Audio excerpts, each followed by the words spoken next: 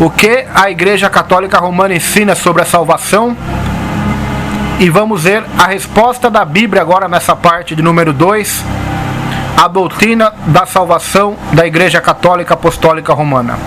Número 1. A salvação sacramental é oposta aos exemplos de salvação no livro de Atos. Atos capítulo 10, versículo 43, Atos 11, 16 ao 14, Atos capítulo 15, versículo 9, Atos capítulo 16, verso 30 e 31. As almas eram salvas nas igrejas primitivas de uma vez por todas ao colocarem sua fé em Jesus Cristo. Sua salvação não era um processo de sacramentalismo. Número 2. A salvação sacramental é oposta ao ensino do livro de Romanos. Este livro é escrito expressamente para revelar o meio de salvação. Romanos capítulo 1, verso 15 ao 17. Considerem Romanos 3º capítulo, verso 21, capítulo 4, versículo 4, capítulo 11, verso 6. Observem na última referência que Deus diz que é impossível misturar graça e obras para a salvação. Somos salvos pela graça ou somos salvos pelas obras? Não pode haver uma mistura de ambas, conforme a Igreja Católica ensina. Terceiro, a salvação sacramental também é oposta ao Evangelho de João, o qual foi escrito expressamente para conduzir os homens à vida eterna em Cristo. João capítulo 20, verso 31.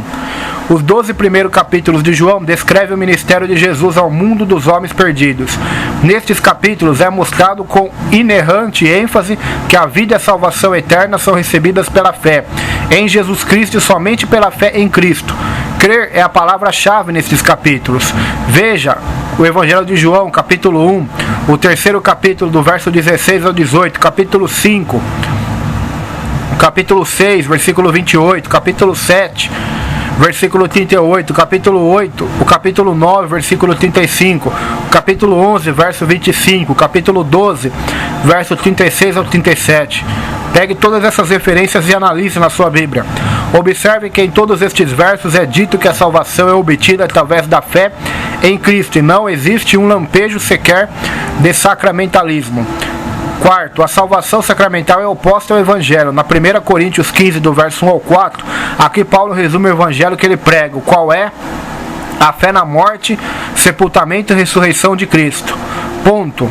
Nada de sacramentalismo, nada de sacerdotes, nada de igreja, nada de obras, nada de sacramentos. Quinto, a salvação sacramental é contrária ao resumo do Evangelho, de Efésios 2, versículo 8 ao 10. Essa passagem ensina que a salvação é o dom gratuito da graça de Deus e que as obras seguem como evidência. Isso coloca tudo numa ordem e perspectiva apropriadas. É pela vontade de Deus que os homens vivam vidas piedosas, mas uma vida piedosa não é um meio de salvação. Sexto motivo, a salvação sacramental é oposta ao Evangelho. Em Tito, 3º capítulo, verso 4 a 8. Esta passagem também ensina que a salvação é um dom gratuito da graça de Deus e que as obras seguem como evidência e produto da graça. Esta é a verdadeira salvação bíblica, a vida eterna, o perdão dos pecados, a justificação e o Espírito Santo são recebidos quando o indivíduo reconhece a sua pecaminosidade, arrepende-se do seu pecado e confia em Jesus Cristo como Senhor e Salvador.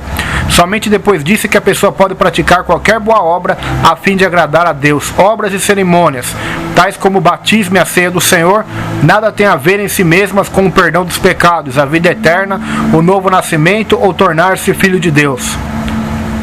Em vez disso, a obediência a Deus segue após a salvação, exatamente como a vida segue após o nascimento natural. Primeiro devemos receber a nova vida através da fé pessoal em Cristo Jesus, como Senhor e Salvador. Depois, tendo a vida, o crente regenerado serve ao seu Senhor.